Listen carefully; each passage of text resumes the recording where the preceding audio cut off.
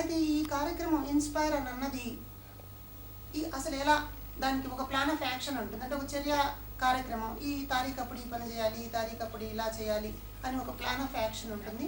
Madam Madhavi గారు, ఈ inspire కార్యక్రమానికి సంబంధించి ఎలా ఈ కార్యక్రమాన్ని నిర్వహిస్తారు అన్నది కొంచెం తెలియదు. చాలా మంచి ప్రశ్న వేశారు రమేష్ గారు. ఎందుకంటే గత 1 అవర్ నుండి కూడా అసలు ఇన్స్పైర్ అంటే ఏంటి, మిగతా వాళ్ళందరూ కూడా చెప్పారు ఎలా ప్రాజెక్ట్స్ తయారు చేయాలి, నాకు ప్రాజెక్ట్స్లలో తయారు చేసేటప్పుడు పాటించాల్సినటువంటి అంశాలు ఏంటి, విద్యార్థులు తీసుకోవాల్సినటువంటి జాగ్రత్తలు ఏంటి, ఇవన్నీ కూడా చెప్పడం జరిగింది. ఏదైనా సరే ప్రతి పని కూడా చేయడంతోనే సరిపోదు, దాన్ని మనము చూపించుకునే నైపుణ్యం కూడా మనకు ఉండాలి. అదేవిధంగా ఇప్పుడు మనం మంచి రుచికరమైనటువంటి వంటను చేసుకున్న తర్వాత తింటేనే దాని రుచి తెలుస్తుంది, అవునా? అదేవిధంగా ఇప్పుడు ఎవరైనా సరే అన్ని ప్రాజెక్ట్స్ అన్నీ కూడా కంప్లీట్ అయిన తర్వాత ప్రదర్శన అనేటువంటి చాలా అత్యంత కీలకమైనటువంటి ప్రధానమైనటువంటి అంశం ఈ ఇన్స్పైర్ ప్రోగ్రాంలో.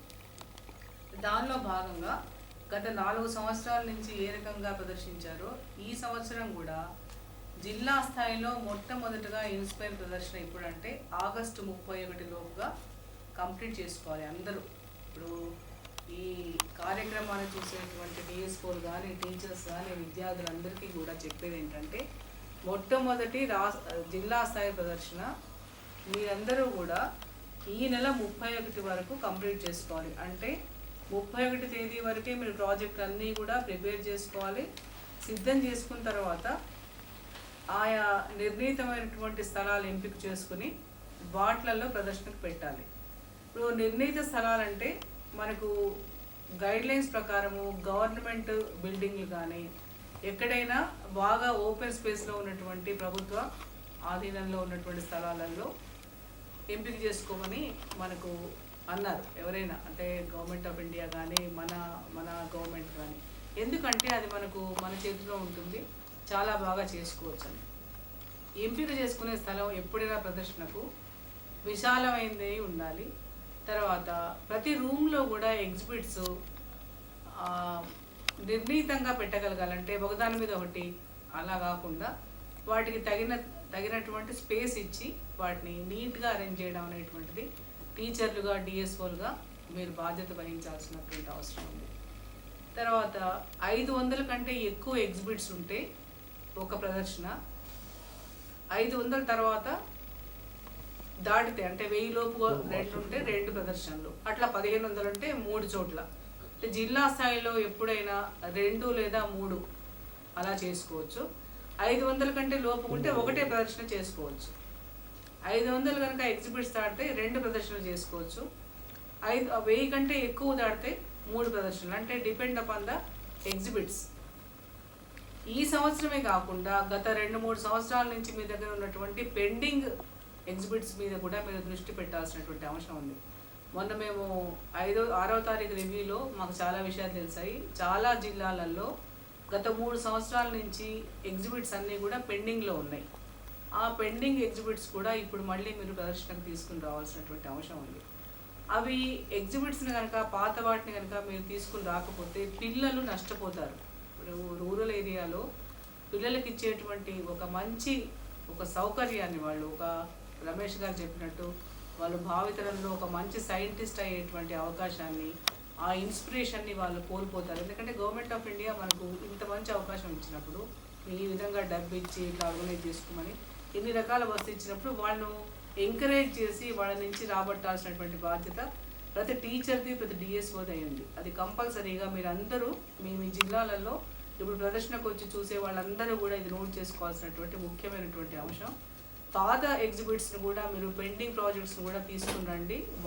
ఆ పిల్లల్లో కూడా మీరు వాళ్ళతో కూడా ఇప్పుడు చేయించండి. అన్నీ కలిపి ఇప్పుడు ఈ సంవత్సరానికి కూడా కొత్త వాటితో సహా మీరు ప్రదర్శనకు పెట్టాల్సినటువంటి అంశం ఉంది. ఇక ఇది జిల్లా స్థాయి ప్రదర్శన. రెండవది రాష్ట్ర స్థాయి ప్రదర్శన. జిల్లాలలో ఎంపిక కాబడినటువంటి ప్రాజెక్టులు అన్నీ కూడా స్టేట్ లెవెల్కి వస్తాయి, స్టేట్ లెవెల్ ఎగ్జిబిషన్కి.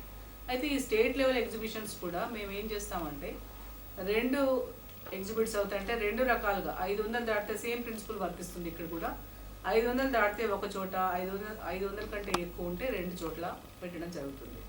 ఇక రాష్ట్ర స్థాయిలో కూడా ఎంపిక కాబడిన తర్వాత మూడవది ఏంటంటే జాతీయ స్థాయిలో ఇన్స్పైర్ ప్రదర్శన.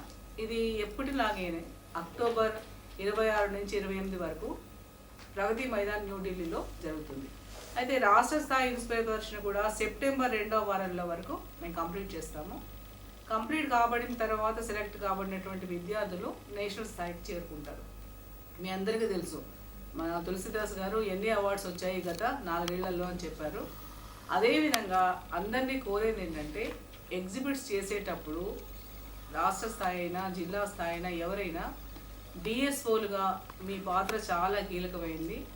మీకు ఏ వనరు కావాలన్నా మీకు ప్రతి జిల్లాలో కూడా దాతలు తర్వాత ఫిలాంథ్రపిస్ట్ ఉన్నారు, వాళ్ళని మొబిలైజ్ చేయండి, వాళ్ళ సహాయం తీసుకోండి. డైట్ ప్రిన్సిపల్స్ ఉన్నారు, వాళ్ళ సహాయం కూడా తీసుకోండి. చాలా మంచి ఎన్జిఓలు ఉన్నారు, వాళ్ళ సహాయం కూడా తీసుకోండి. రాష్ట్ర స్థాయిలో జిల్లా స్థాయిలో అధికారులు ఉన్నారు, వాళ్ళ సహాయం కూడా తీసుకోండి. మీ ప్రదర్శనను చాలా విజయవంతంగా చేసేటువంటి బాధ్యత మీదే. తర్వాత ప్రతి ఎగ్జిబిట్ను కూడా చాలా క్లియర్గా చాలా ఉత్తమంగా తీర్చిదిద్దడానికి ప్రయత్నించండి. ఇది 5వ సంవత్సరం మనం పెట్టి, గత సంవత్సరం కంటే కూడా మేము ఆశించేది ఏంటంటే టెలికాన్ఫరెన్స్ ఉద్దేశం కూడా చెప్పాము. అందరికీ కూడా ఇంకా విశదంగా తెలియజెప్పడానికి, మంచి ఎగ్జిబిట్స్ రావడానికి ఈ ఒక కార్యక్రమం తోడ్పడుతుందని మేము ఆశిస్తున్నాము. మీరు కూడా మీ మీ వంతు కృషిని చాలా బాగా చేసి ఎక్కువ ఎగ్జిబిట్స్ని పెట్టించి అత్యుత్తమంగా రాష్ట్ర స్థాయిలో నేషనల్ లెవెల్లో చాలా మంచి అవార్డ్స్, ఎక్కువ అవార్డ్స్ మన రాష్ట్రానికి రావాలని కోరుతూ ముగిస్తున్నాను. Thank you madam.